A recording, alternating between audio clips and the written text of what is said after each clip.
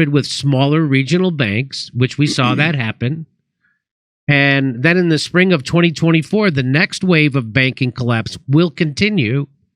And then in November 2020, the CEO of the Bank of America, Wells Fargo, and JP. Oh, where's the rest of that? Oh, anyway, so I just have this spidey sense that I've had that there's no way this is going to be sustainable. And now that they're cutting rates, that's a bad sign. Now, a lot of people would think that's a bad sign. That's why banks are buying gold. And so you think we're headed for another banking collapse? Well, when you look at history, when something needs an airline, right? If it needs money from outside the ticket sales and how the airline generally generates money, right? It ends up in bankruptcy court. Yeah. And it needs a cash infusion from outside of itself. So if the government is creating debt, it means it doesn't have enough money to pay the bills the economy is costing. Right. So when they print money, they're bringing money in from an external source, if you will. Right. Same thing here.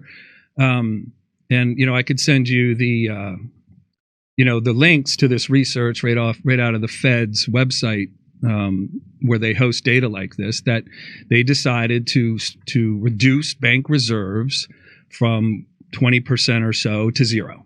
So that if you were holding $20 billion in reserves, you now had $20 billion you could use to shore up your financial institution.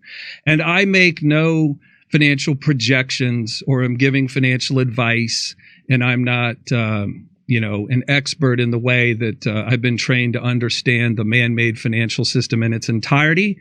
But what I am, hopefully, is for folks to understand taking very complicated discussions like these and flatten them out onto the kitchen table and make them very simple. If I needed to borrow $11 million a year, right, to keep my business going, there's no point to me being in business. It's a falsehood. I don't have any customers. There's no reason for me to do what I do because what I'm doing is a failure. If the government needs money from outside of itself by printing money from the Federal Reserve, it's a failure. If a financial firm, an airline needs external sources of money continuously, not just for the month of March, if you will, right? Then that says to me that thing is not viable. It's not really alive, living under its own might. Okay. All right. We just found out that the former Prime Minister of the UK said in an interview that when she became Prime Minister, she realized that she didn't run things, that the people who ran things were the bankers, and that the head of the bank in England could not be fired, but she could be. Oh, yeah. And that's when she realized, oh my God, we're not really in control here. That's according to the former Prime Minister of the UK. Mm-hmm. And so, of course, that's the exact same situation. Barack Obama, when he was running for president, it got revealed. Citibank, after he won the presidency, Citibank sent an email to him and his campaign, and they had a list of all the people they wanted in his cabinet. Every one of those people on that list made it into his cabinet. Yeah. And that's who's really running the government. That's why it's a joke to think that the people in Congress or Joe Biden and his neocons surrounding him, the warmongering maniacs, are actually making these decisions. They're getting orders. Yeah. They're being ordered by the billionaire class who actually doesn't give a shit about this country. They don't care about citizens or voters or anything. And they have an agenda. And right now, their agenda is to prop up this banking system any way possible. But at the same time, they're screwing us overseas. And that's why the rest of the world, we started to use our fiat currency as we weaponized it against people with our sanctions, right? So our foreign policy is all about sanctioning people, and we can do that because everybody had to hold American dollars and trade in American dollars. Well, now and that was a big part of why Gaddafi, they took him down, because he wanted to create a currency just for Africa, and they can't have that because then we can't control them. Right. And so... So the international billionaire class are being such reckless actors, and so they're weaponizing the dollar so much that people are going away from the dollar. Yeah, and that's going to screw our whole economy up, and that's going to crash our. And so the same people who did it in 2008 are the same people in charge now. and they're going to do it again. That's why I feel. I agree. I mean, that's what following the breadcrumbs, keeping it simple for simple folks that don't have 6 degrees in economics. Every action has a reaction, right? If you're literally going to make the choice to turn your nation's currency into toilet paper, you have no interest in protecting or defending the rights of the citizens that live within the land. Right. You literally have no damn to care. It's unbelievable. And so here we are. I've said before on the show, when I look around and do research, I'm finding that the dollar is worth somewhere between 4 and 2.7 cents. Backed by gold, it was worth 100 cents. In the year 2000, it was worth 56 cents. So the decision-making of Washington, and then those that are in alignment with Washington holding the purse strings to financial campaigns or influence or what have you, Wall Street have been making this choice that enrichment in America comes from destroying the dollar. And that journey's just about over. And that journey, it seems like it. It really does. Okay, over to Steph. All right. Hey, really quick question, Paul. Okay, it might be silly, but my question is, okay, so let's say I have gold. Uh-huh. Okay. Where do I spend it? Yeah, I get this question all the time. And there are no silly questions. Because how many questions do you answer for yourself before you go buy another car or get a different house, right? You answer all the questions before you say yes. So everyone has to have these questions answered before they can say yes to something or fully, feel comfortable understanding it. So one example would be if all of a sudden the electrical grid was over, how would you pay for stuff? And no major, big box stores would never probably be able to pivot to taking gold and silver, but something would rise up in its place locally, the local farm stand. No, you're not probably going to be able to pay for gas at the gas station with precious metals. The world would change, right? There isn't an answer to every question in the way that what situation could we be in and how will it go? But economic activity is always driven by hunger. It's the one thing we can't solve. I could eat 50 pounds of food today and throw up all night, and I'd still be hungry tomorrow. So I'm either going to buy that food with something, I'm going to create work that creates money for me and pay the farmer for food, or the farmer's going to grow it. So when we say, what can I use gold and silver for? I can't go shopping at Walmart with stock in Walmart, right? And I can't guard my home with stock in Smith & Wesson. But gold and silver is a store of value, and as long as there's always some kind of currency in this country, likely there would be, then I'm going to liquidate my precious metals into that currency and go about my day. But in the time leading up to 1971, or I guess, a few decades before that, you went shopping up until 1933, to be correct, with gold and silver or the cash. So this is the abnormal period of human existence where paper or something electronic is a representation of money.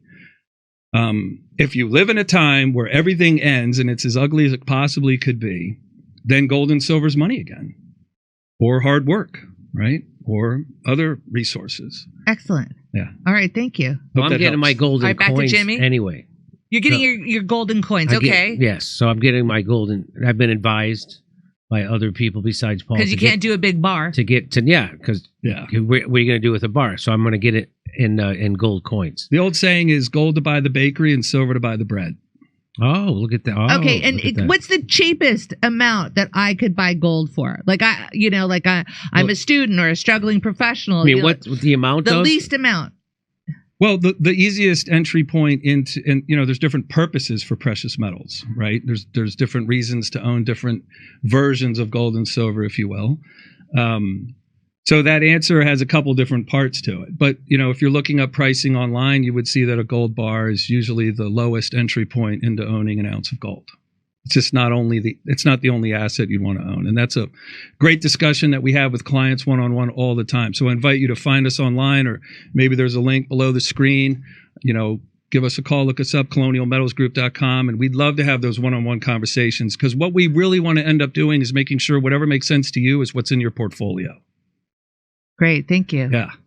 Okay, so here's another story I wanted to talk to you about. Well, you wrote about this in your Substack.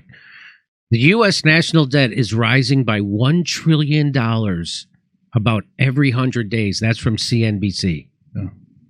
The U.S. national debt is rising by $1 trillion. So that means, well, here. So here's your Substack. We wrote a little bit about it. It says this is just some of it. The national debt, which surpassed $34 trillion several years ahead of pre-pandemic projections, signals a dire mismanagement of our economic policies. The Congressional Budget Office in January 2020 did not expect this threshold to be reached until 2029. Yeah. We're there already. Mm-hmm. This acceleration is not just a number. It's indicative of a deeper systemic problem that threatens the very fabric of our economy. The national debt might not seem like a burden on the U.S. economy at the moment, given the continued willingness of investors to lend money to the federal government. Now, let me ask you about that. Now, I say that the United States, it's a fiat currency. They just print it. But then I see things like where you said people have to lend it to them. So which is it? Does the government print the money or do they have to borrow the money? There's different versions of how money is created. One long time ago, Bill Clinton was president. He wanted to help folks that weren't perfect credit scores own a home. So he created fractional lending. So banks can lend 10 times the amount of money they're sitting on, as best I understand it. So if a bank's sitting on $1 billion, it can loan $10 billion for home and auto loans, right? So that's creating money out of thin air. They don't have $10 billion, they have $1 billion. They can loan 10 times the amount of money they're sitting on. The Federal Reserve, if it's helping, create liquidity, as it's coming up in the news again today, that must mean there's financial needs by, conglomerates around the world, or just massive institutions, or even smaller institutions. Wherever the dominoes are, they want to keep from falling over. They're going to create funding for those entities without congressional approval. When the Congress wants to spend money on its bills, it has to pass, a law that allows the debt ceiling to be right. It's just so ludicrous. Let's pass a law, raise the debt ceiling again. It's obnoxious because they never respect it. They never say, nope, we're not going to do it. We're going to just have to deal with the tough stuff of things going unpaid for. We're all going to get together and solve this. We're going to have to discuss it. Instead, they just raise the debt ceiling, print more money. The Federal Reserve creates the money for them. And the Federal Reserve is a private institution. Yes, it is. So I always thought that the Federal Reserve was part of the United States government. It's not. It's private. Just like Federal Express is not part of the mail system. Yeah. They use that That's right. word. And so the Federal, exactly. Uh-huh. It's funny. It's so good. So the Federal Reserve is allowed by law to be the ones to print money, and then they lend it to the United States government. That's how this is working. Lending is a cute term. Oh, okay. But they're providing it. Uh-huh. So let's say if we were the ones, the government, the people in government, all, the elected officials, owed us this $34 trillion. What if we said, pay us or go, right? So if you quit paying your mortgage, what does the bank say? Pay us or go, right? So this is where the checks and balances ends. There is no checks and balances on this being debt. Debt is repaid. $34 trillion is never getting repaid, folks. Right. And $1 trillion every 100 days is more of a sign. And, we can be angry about how it's all gone, but now it's so dire. We need to start looking at how do we defend ourselves against what might be coming. And history seems to show examples of this reserve currency rising and falling into failure. The $1 trillion every 100 days is a sign that things are progressing much worse than any of the brightest minds in Washington or Wall Street were able to project. The needs growing faster than their understanding of how bad the needs are. Them basically inventing $1 trillion every 100 days. How does that not lead to inflation? That has to, right? Of course, the whole thing's been inflation. Yeah, the whole thing. It's like, we could talk about this other piece. I'll save it in the Substack. The reason, the Grand Canyon size hole, what created that in our finances. We can talk about that in a second. But yes, the government's paying bills. They're not building ski resorts in Austria or condos on the moon. Right. So where are the bills coming from? That's the question. Well, a lot of it's coming from the military-industrial complex. I know that. Oh, yeah. Yes. So this lending facilitates ongoing government spending on various programs without the need to raise taxes. Yeah. So that's that whole thing of. So I had this woman on our show, Stephanie Kelton, and she wrote a book about why now I'm blanking on the term that she uses about modern monetary policy theory. That's MMT. it. MMT. That's it. And she explained that, when they pass a law to go pay for something, let's say, hey, we want to send $150 billion to Ukraine. They don't go raise taxes to pay for that. They just print it. Yeah. And they just send it. Yeah. And and she's saying, so I don't even know why they collect taxes anymore if taxes are completely uncoupled from what they're spending. Right. And so that's what this says. The lending facilitates government spending on programs without raising taxes to pay for it. Yeah.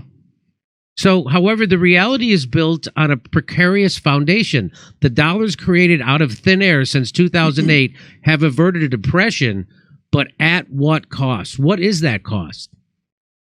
The destruction of the currency. So sometimes how I explain to my retirees, it's like you have financial oxygen on your back, like a tank of financial oxygen you sip off of, and it allows you to go wherever you want. You bring that with you, right? You go on a cruise ship, you go visit the kids, fishing in Alaska, pay your bills.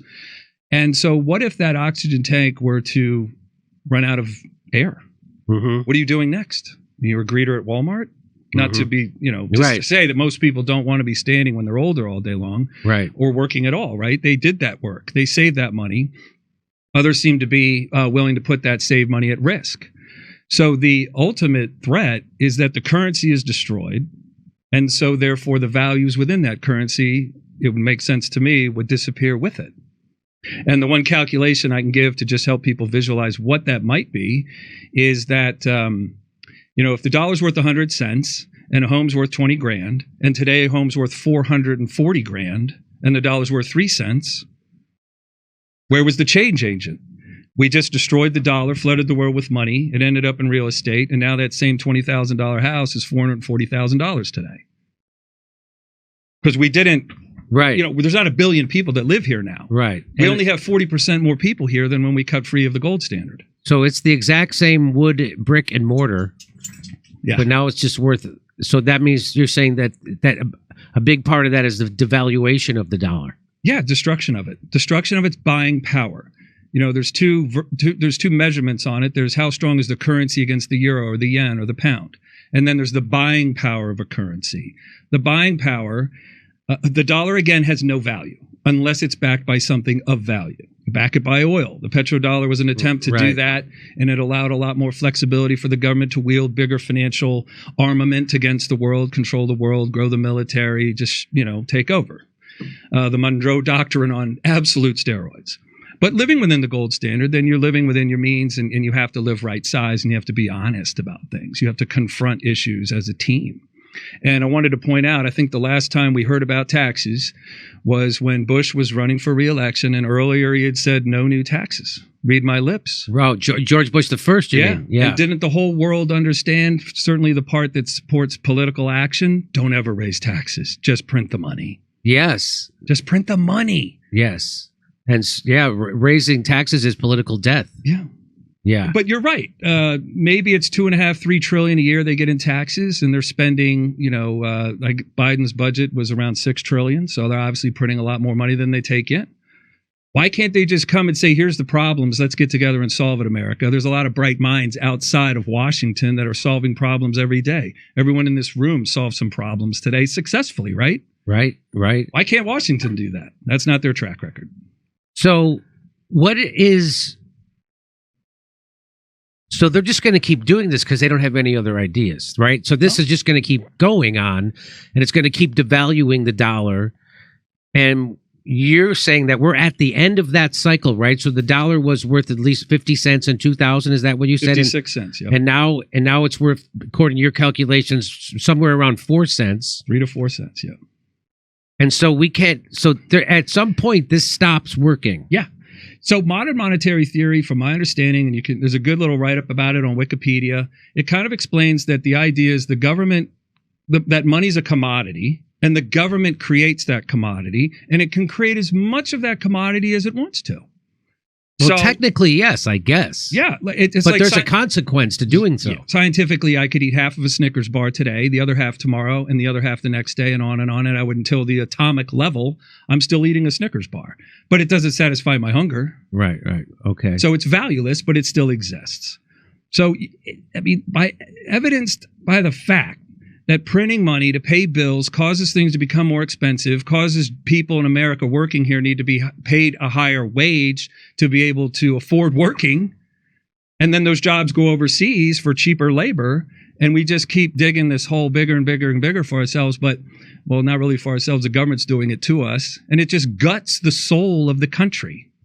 Like if a currency was the steel in your financial system, the metal, the girders that everything hangs off of, the stuff behind the drywall you can't see.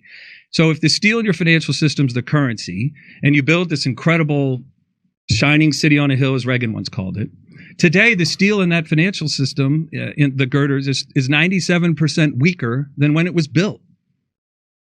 That's what makes sense to me. Yeah. And I'd love to hear from folks that think otherwise or could prove that I'm incorrect in my assumptions. I'm always willing to learn. I am not the oracle of everything. I've certainly just read a ton about it because I want to be right. I want to be able to say things that matter to folks and help them along their way.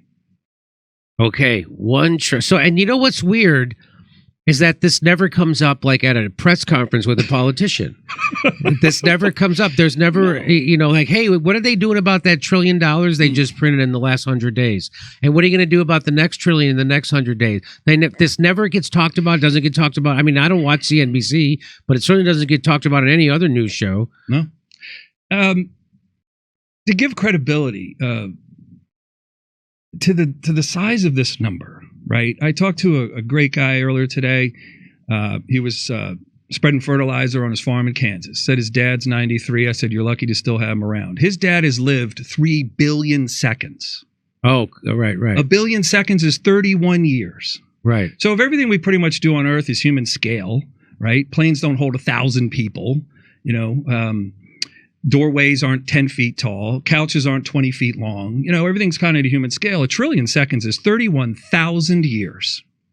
Now, we've been doing finances with precious metals and barter and exchange for 5,000 years? So they're creating 31,000 years of debt every 100 days.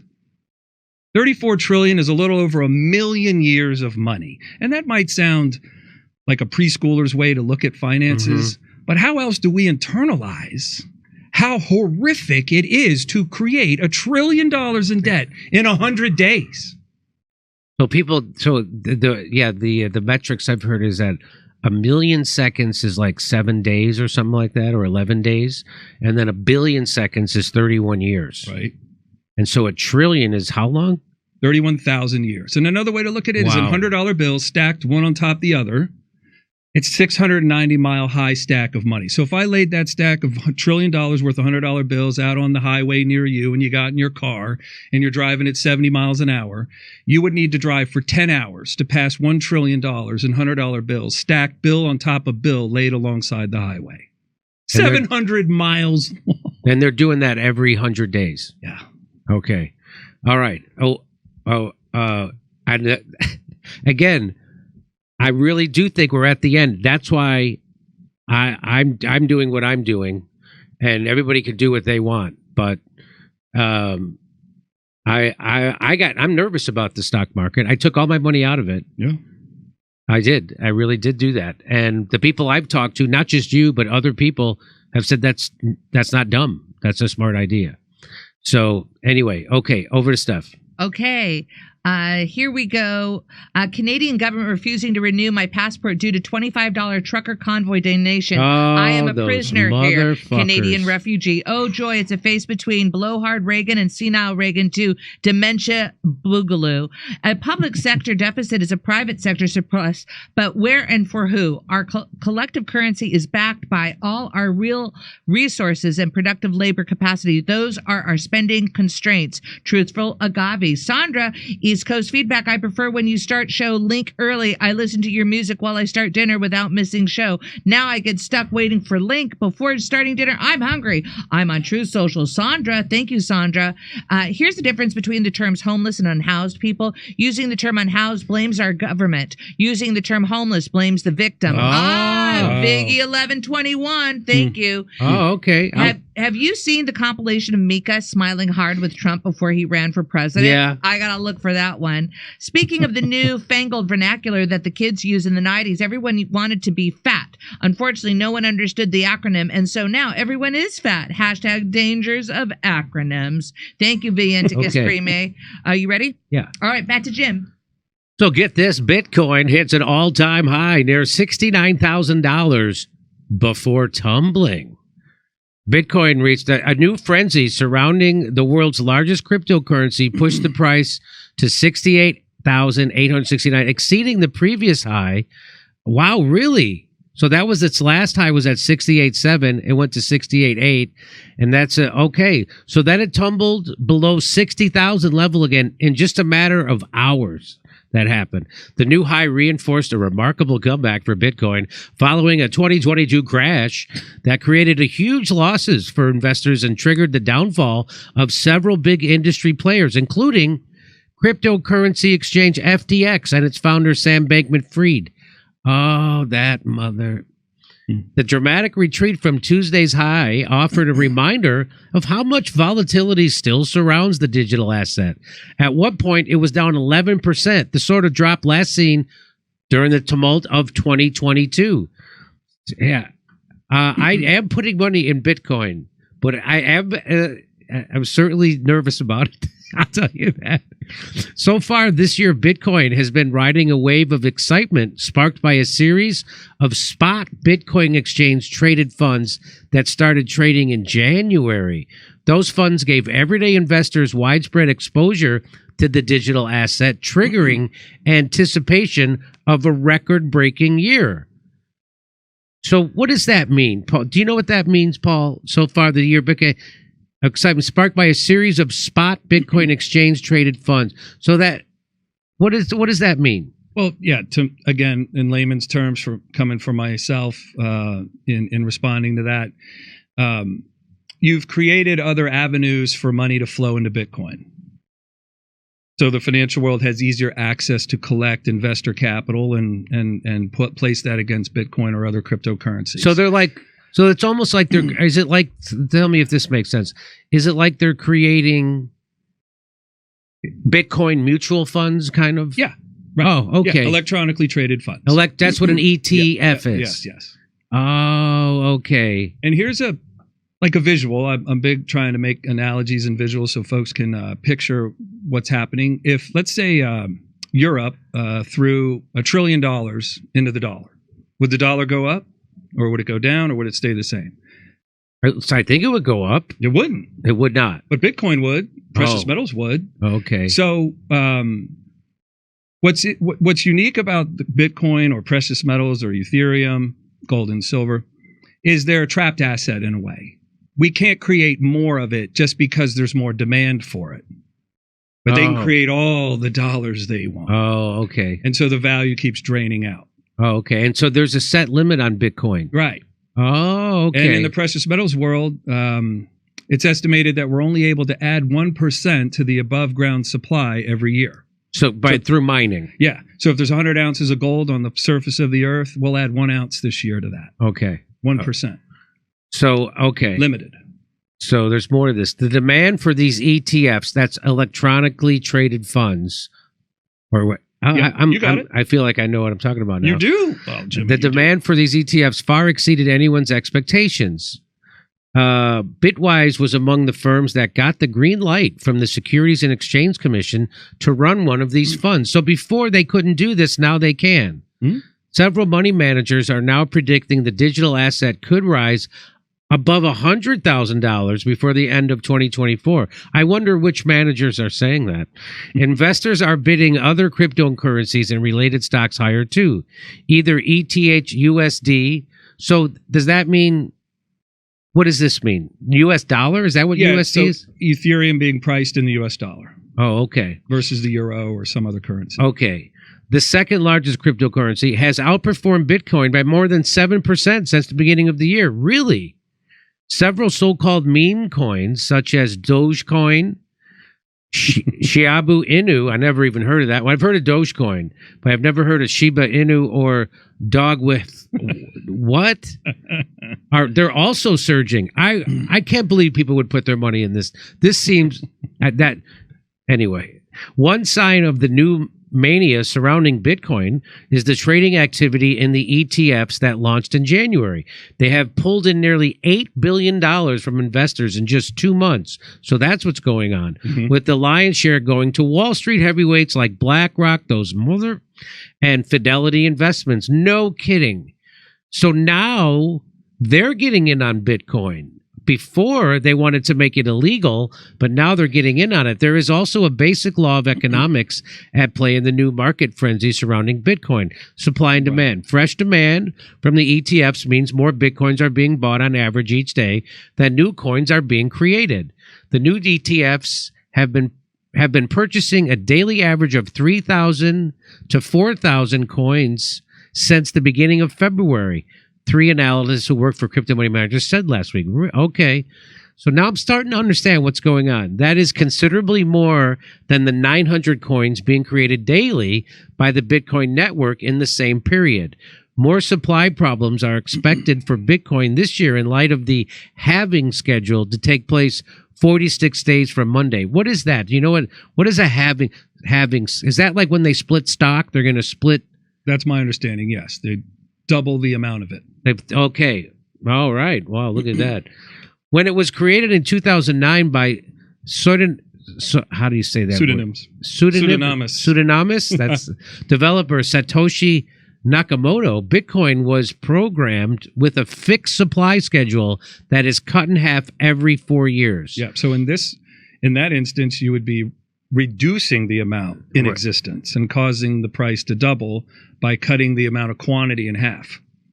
But so if I own Bitcoin, let's say I own 10 Bitcoins and they cut the amount of Bitcoins in half, do they take 5 of my Bitcoins away? Yeah, but the price doubles. Okay.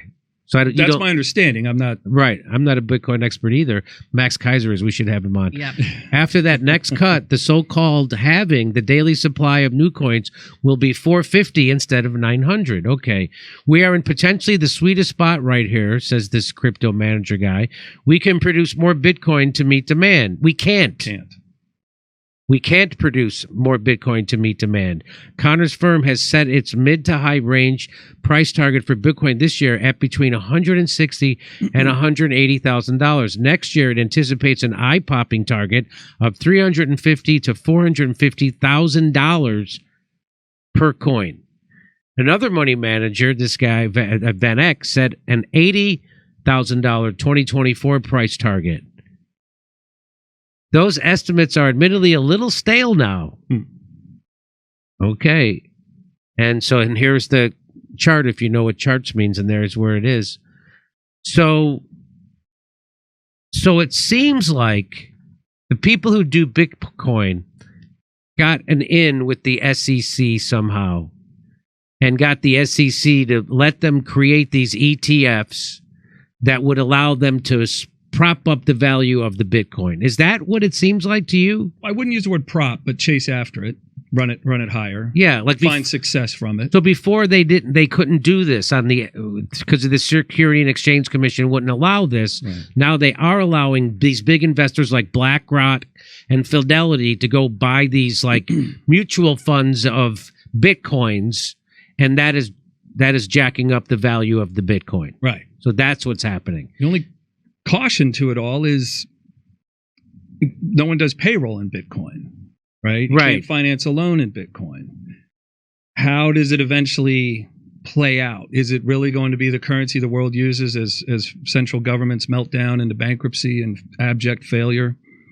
It's just a giant question mark. So it's almost like a Bitcoin is an invented gold coin, right? I mean, you're from the gold world. I've heard it called the digital gold, right? In a way, gold and silver ounces are limited. Bitcoin is limited. Ethereum is limited. But I absolutely can't just suddenly create a lot more gold and silver.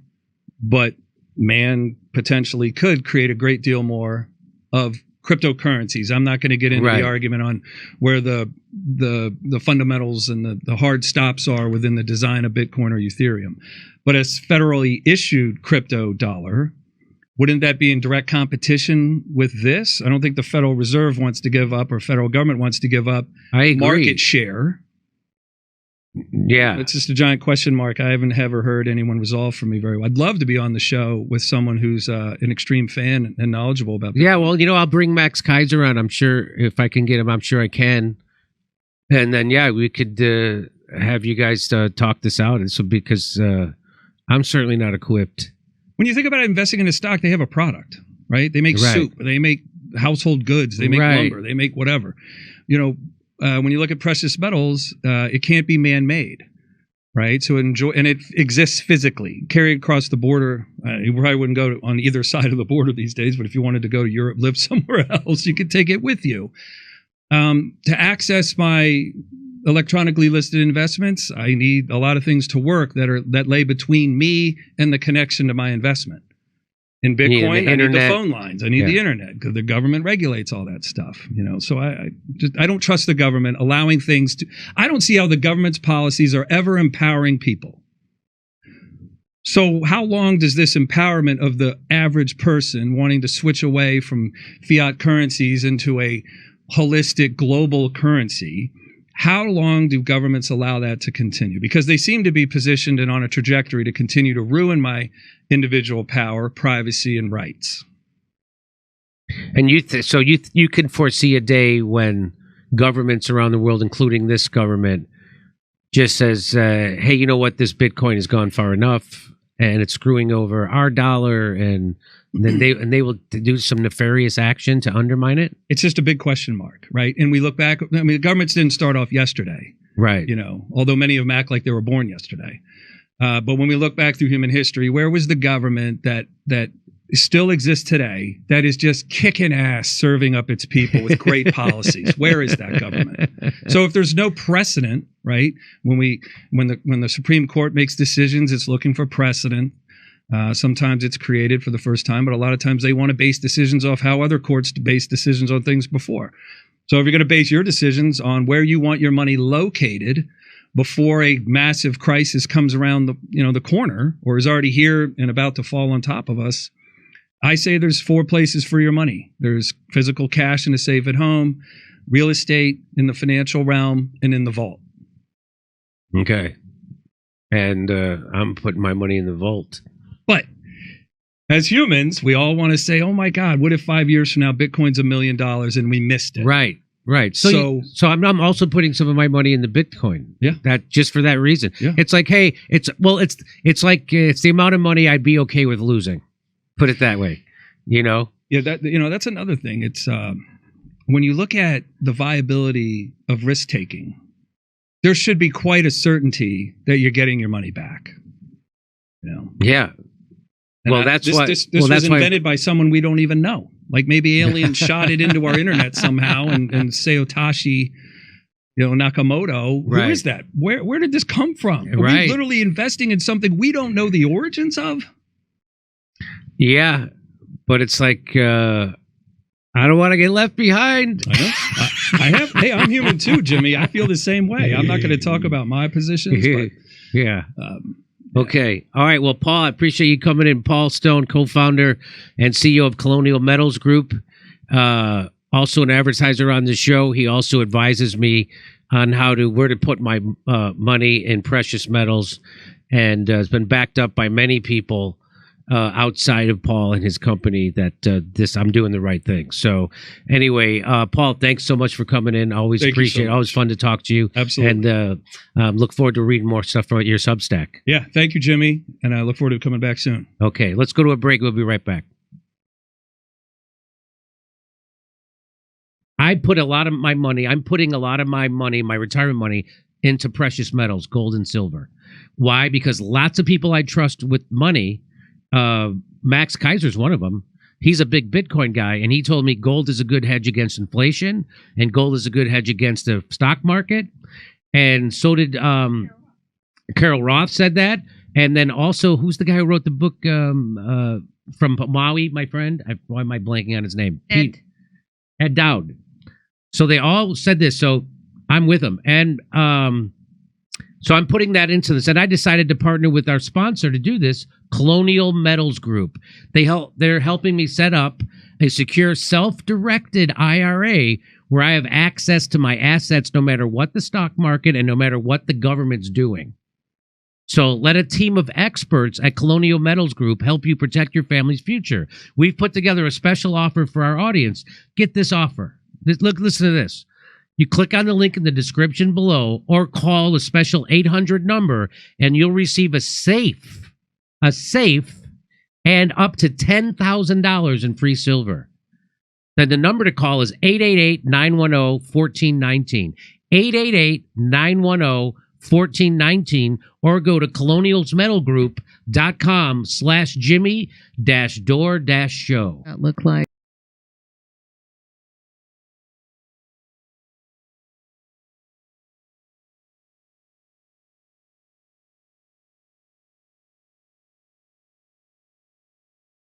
Hey, thanks for checking out our YouTube channel. Subscribe by clicking on that button down there for more AM Joy and the rest of MSNBC. And click on any of the videos right here to watch the latest interviews and highlights. And you can get more videos from MSNBC for free every day with our newsletters. Just visit